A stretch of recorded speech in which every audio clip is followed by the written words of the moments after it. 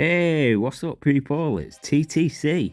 Today we're going to have a look at one of my favourite little collections, my Marvel Legends X-Men 97 figures. As you can see, I obviously don't have every single figure that was released in this line. I do have a fairly big X-Men collection in general, but I like to sort of mix and match. Some characters are comic book characters, some are from this animated series, and there's even one or two movie figures in there. I did used to have quite a massive Marvel Legends collection, and then maybe about 2 years ago or so, I just sort of lost the passion for it really and sold them all off in one big go. The plan was I'd wait for the right motivation to come along to start collecting again, and if nothing ever did, then fine by me, that's me done with Legends then. Once they announced this show, and then they started showing some of the reveals for some of these figures, then there it was, just sucked me right back in again. So what we'll do here is we'll take them one at a time and we'll look through them all individually at the figures and accessories. So let's crack on, shall we? And we'll start off with Storm, because I think this is a really well done figure. Now I'll be honest, she was always far from one of my favourite characters. Most of my knowledge of her originally came from the original animated series, and I just was never a fan of this Mistress of the Elements, calling on the wind and rain and all this crap. Even as a child, I just thought it was really cringy. However, as an adult, I read a lot more comics with her in and got to know the character better, and yeah, I'm actually still not a super fan, but I definitely appreciated this version of her a lot more when the X-Men 97 show came around. This head sculpt for one, this is probably going to be a bit of a running theme because all of these head sculpts are good, but look at that though, like this one in particular is really well done. This time around they went for the sort of classic Storm mohawk hair, but they changed it up a little bit by adding this weird sort of ponytail in the back. It's not what I think of when I picture Storm, but it is really well done though, very nicely sculpted. Look at that face though, there's so much character and attitude captured right there. Now for some reason the arms and the legs are done in a sort of matte white plastic, and then the torso is really glossy and it's almost a brighter white as well. Really, how hard is it just to make them match? And then this sort of wingy cape thing is made out of like a softer, I suppose it's like a vinyl material. This in particular I'm not a massive fan of, but I suppose the only other option would be to have a giant solid plastic one. So it's just a case of which would you prefer really. It can be detached if you just remove the hands and then slide it off the wrists like this. And then you just unplug these little X logos that are holding it onto her chest. And then here she is without the cape at all. And to be honest, I actually really quite like this look. I know not everybody's going to because it's maybe a bit plain, but I think it's a pretty cool alternative. Accessories wise, she comes with these two little fists. You know, they are what they are, they get the job done. I feel like it could have benefited from like a yellow version of this sort of wiggly lightning accessory that they've put out with other figures in the past. Just sort of clipped over a wrist like this, yeah, I think that would have looked pretty cool. A knot-on head would have been nice too, with the longer hair, giving her the look from the first animated series. Basically 2 figures in one go. Could even just reuse that head sculpt with a different hairpiece. We'll have a look at Nightcrawler next, and this one was, in general, very exciting for collectors, because the original Hasbro Marvel Legends Nightcrawler became really hard to get hold of. This figure shares a lot of the same body parts with that other one. Let's face it, it's basically just some skinny guy in a onesie, so it's pretty easy to fudge him in with more of a comic collection. We're looking at him up and down head to toe, and it is basically the exact same costume. Except for this time around, they went to the effort of actually sculpting in these sort of lines around the tops of the boots and the gloves, where they were just painted on the original one.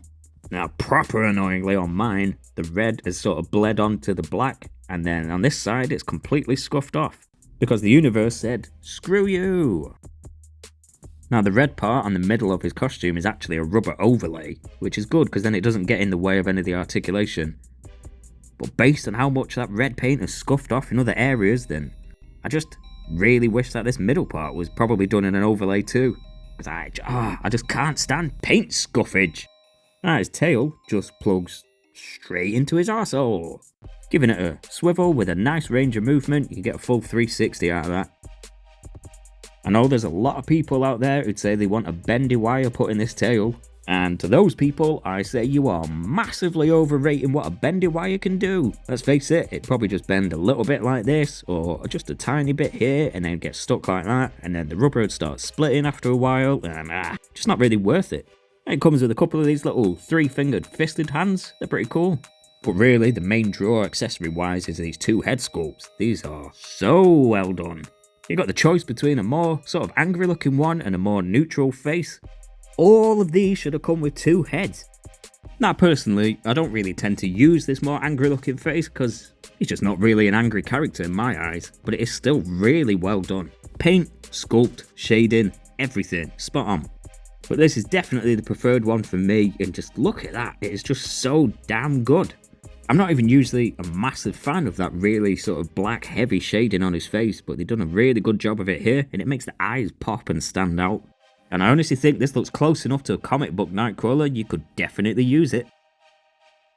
Next up, we'll have a look at Bishop. This is another one that is really well done and really close to his comic book look, so just in general, a really good figure. He's another character who I was never really a massive fan of, to be honest. Didn't really like him that much in the original animated series. But again, after reading lots of comics as I got older, sort of grew to appreciate him just a little bit more. And I think they captured everything that's cool about him right here. I suppose it's probably worth pointing out that these yellow lines running down are actually painted on, and everybody knows yellow paint does not cover very well at all. It doesn't actually look too bad on camera, but you can definitely see that there is just little bits of blue poking through here and there. His big sort of reddish orange neckerchief scarf thing looks pretty cool. They've done a nice job of the sculpt, and it just sort of attaches there at the back of his neck, so you can't actually take it off, but there's what it would look like underneath. And again, a really, really nice head sculpt. It looks exactly like the animation style, but it's also just really well sculpted in general. All the details are there, all really nice and crisp and clean. Even his M tattoo over his eye, like even through the camera here, I can't really see any imperfections. And I really like the hair design that they chose for him this time round. Most of the time I'm used to him having like long dreadlocks or completely bald, but this sort of modern, shorter cropped hairstyle really suits him. But man, don't remove his head, because pushing down on that, putting it back on, painful. And it comes with a couple of fists and a couple of trigger finger hands for holding his gun. And the gun itself, I'm actually really happy with. I can see exactly the design of it right there. It looks exactly like what it's meant to be. Only thing is, it's done in that sort of greyish plastic again. And he holds it in all the different hands pretty nicely. He's not going to drop it. And it fits nice and snug in that holster on his back too. And it's not falling out of there either. And now we're on to what has always been one of my favourite X-Men characters with Gambit. Now I admit at first, I was maybe a little bit unsure about this character design this time around, just the big hair or whatever, just being a little bit anime-esque. But it definitely grew on me after a while, and now I actually really like it. Now we have seen a lot of this body used before on other Gambit figures, so there's not actually an awful lot new going on here. Torso body armor piece is usually done in sort of a darker, sometimes metallic pink. So this really bright, bubblegum pink kind of colour took a little bit of getting used to be honest. And for me, a lot of these shiny blue areas like his boots and around his neck should probably be a silvery colour, but it don't bother me too much this time around. Now the biggest difference between older figures is this trench coat. Whereas the older one was sculpted in slightly more of a dynamic design, this is a bit more flat and a bit more neutral, and to be honest, it looks a lot better. If they must do reuse of pieces moving forward, then I'd be using this one from now on. His little pink line, square, no, they're rectangles, whatever, learn shapes, are all sculpted in on his legs. And because it's an older body, he does still have the pins in the knees, but I personally don't really care about that. And then following the trend, the best part about this figure is probably that head sculpt. Again, it looks exactly like the source material. Maybe he's got a bit of a big chin, but that's being pretty nitpicky. And they sculpted the hairstyle really nicely, the way it swoops over to the side and just inexplicably stands up. And even around the back it looks pretty good. It's a nice reddish brown colour. Could have maybe done with a little bit of a dark wash to add a little bit of depth. And then one of the main facial features of Gambit is his black eyes with his red irises. And for such a tiny little detail, they've captured it really well. It's definitely there. For me, that's a really important part of the look for Gambit, so I'm glad they didn't just skimp out on that. Now it comes with this card throwing hand accessory that we've seen many times before. It's obviously supposed to have a bit of motion to it. In a more dynamic pose, it kind of works. You can definitely see sort of the motion of the cards being thrown. And then to go with that, it's just got this single card with the energy effect on it.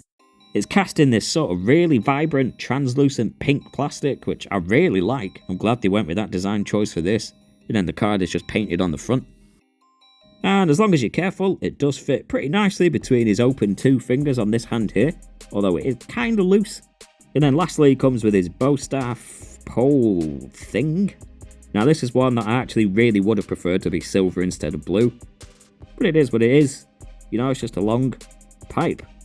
It's at least got the segmented pieces sculpted into it.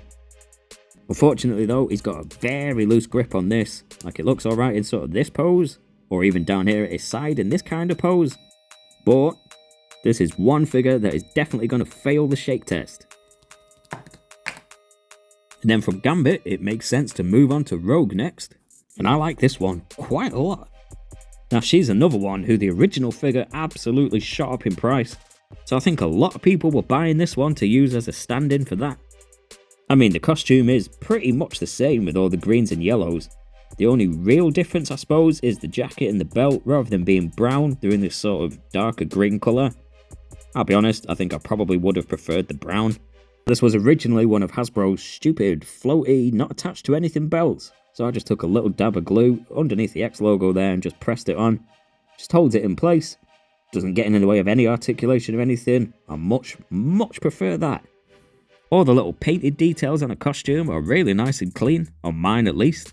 Like all the little X logos and then the black lines on the torso. It's not something they always do the best job of, and I can't really complain. It looks pretty good, to be honest. Now this one, right, head sculpt wise, I mean, in general, it is a very good head sculpt. But I don't quite see the animated version of her there, to be honest. Don't know if it's just me.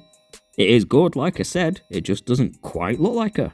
The hair's really good. Like, in the original series, her hair was massive and wild and out of control, and they've sort of just toned it down a little bit this time, and I much prefer that. In general, it all looks pretty good together, it's just not the best out of the lot. Her accessories are quite simple, just a plain hand and then another one to look like she's taken the glove off and is holding it. It's not a bad way of showing her power, I suppose. And obviously, you can't have an X-Men collection without having Magneto. And that enthusiasm comes from the fact that I really love this character, but I do have some kind of mixed feelings about the figure. Mostly because of the body that they chose. Like, watch the animated series or this newer one, and Magneto is massive, mate. The biggest, beefiest, hench old man you've ever seen. But the anatomy on this figure, they just made him a lot smaller and a lot skinnier. And looking at him now, his arms are really long too. To be fair, his giant purple nappy doesn't really help his proportions. These big round metal rivet type things around the collar of his cape look really good. They're done in sort of a very subtle metallic purple paint. It's actually kind of hard to see, but it is definitely different to the rest of the cape. And the cape itself has got quite a nice sculpt to it with all these creases and folds. It looks quite dynamic without being too over the top. This on his elbows though, oh, it's annoying. Design wise, these purple bands that go around his wrists would come all the way up his arm. But the way they've done it here, they just completely stopped at that joint. I mean, I don't really know what the answer is. Maybe just bring the sculpt down a bit or bring the elbow joint up. I'm not an expert in this, but leaving it blank there with nothing, I think that probably just pissed a lot of people off. Head sculpt again, I'm definitely a fan of. The helmet's got a really nice solid shape to it, and I think it's because they actually sculpted the head underneath and then just did the head sculpt as like a rubber overlay over the top. I get the effect that they were going for with this really dark shading around the eyes, but those white eyebrows really stand out. Does at least look better from further away, but now I've mentioned those eyebrows, damn, I cannot unsee them. Now, his accessories are just a pitiful little pair of red fists. You've seen it before, not even worth looking at. I think they really missed the boat there. They could have done like a concentric circle sort of power effect to attach to him anywhere, or even like bent up pieces of metal like you used to get with the Toy Biz figures. I personally would have liked a non-helmeted head, but you know, doesn't seem to be the way they went with these. And then I've sort of inadvertently left the best till last, because here's Jean Grey, or Madeline Pryor if you prefer. And they just absolutely smashed this one. Like, I don't even really know how to explain it. They just did a really good job with this figure. They actually paid a lot of attention to all the little details on the suit and actually sculpted them in or did them as overlays. Well, they're actually physically there rather than just painted on, which they could have done with it being a flat 2D style. And I'm not even a massive fan of this costume, but look at that, they made it all look really pretty good. It's nice to see all these little panel lines or whatever running down the lines all sculpted in, and even on the boots. Whereas in the past, you probably would have just painted a little line across the calf to suggest that it's there, but no. This belt piece is really cool. It is an extra piece that's just been added on, but it works, it sits really snug.